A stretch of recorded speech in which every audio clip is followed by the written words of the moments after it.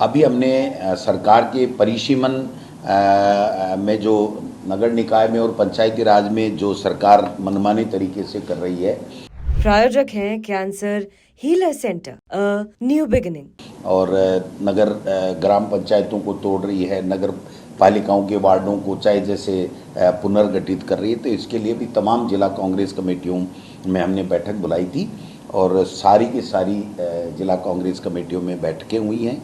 और जहाँ जहाँ आपत्ति जो प्रकाशन हो गया है वार्डों का या ग्राम पंचायत का, अभी समय है 7 दिन और उन्होंने बढ़ा दिया, लेकिन 27 तारीख नगर निकाय का था। लेकिन काफ़ी जगह 50% से भी ज़्यादा जगह 27 तारीख को 28 को अखबार में उनका प्रकाशन आना चाहिए था, नोटिस बोर्ड पे चस्पा होना चाहिए था, लेकिन आज की तारीख तक 50% का भी उन्होंने प्रकाशन नहीं किया है।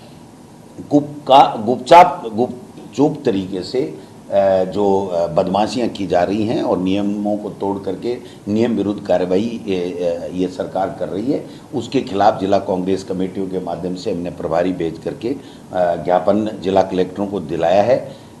और अभी जो 7 दिन बाद में यानी 7 तारीख को शायद जो इनका डेट ग्राम पंचायतों के परिसीमन की है, पंचायत समिति ग्राम पंचायतों के गठन की है, उसमें भी आनन फानन में चाय जैसे ग्राम पंचायतों को तोड़ तोड़ के भेजा जा रहा है। बीजेपी के जो हारे हुए नेता हैं उनके दबाव में और जीते हुए एमएलएज हैं उनके दबाव में पूरा का पूरा सरकारी तंत्र जो है उसके सामने नतमस्तक है। आप समझ सकते हैं कि साफ नियम है ग्राम पंचायत का कि 5,000 से ऊपर अगर कोई ग्राम पंचायत है तो वो अगर नई पंचायत बन रही है और 3,000 मिनिमम अगर उसका जनसंख्या 2011 के जनगणना से है तो आप पंचायत बना सकते हो, नहीं तो नहीं बनेगी।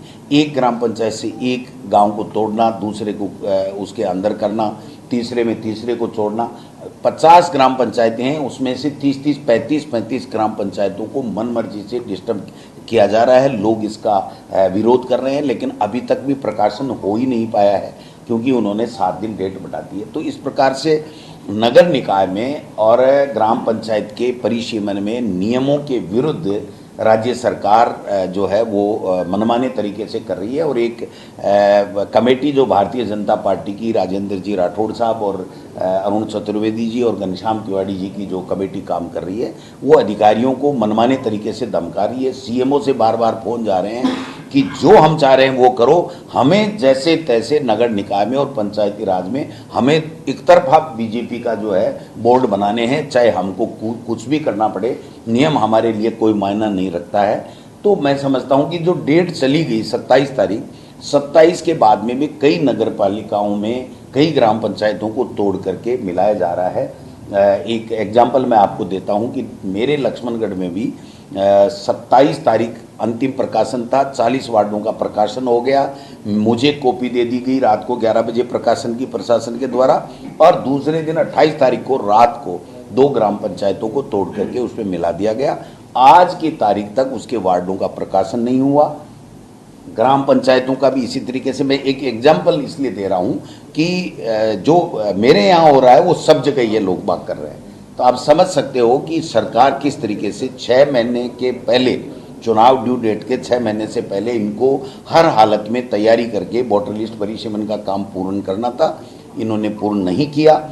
हाई कोर्ट में रिटें लगी हुई हैं। हमारा चोमू का ब्लॉक अध्यक्ष है, उसने ग्राम पंचायत की लगा रखी है। सैम लोढ़ा जी हमारे कांग्रेस के प्रत्याशी एक्स एमएलए हैं, उन्होंने जोधपुर हाई कोर्ट में लगा रखी है कि आप चुनाव क्यों नहीं करवा रहे हो। हमने नगर निकाय के लिए भी फिर से तैयारी की है, कल हम रिट प्रस्तुत करने जा रहे हैं। तो कहने का मतलब कि कानून को ताक में रख करके वन स्टेट वन इलेक्शन का जो राग अल्पा रहे हैं, ये बिल्कुल फर्जी तरीके से, गलत तरीके से कानून का उल्लंघन करके ये लोग बात कर रहे हैं। इसका हम लोग विरोध करेंगे, कोर्टों में भी जाएंगे, सड़क पे भी करेंगे।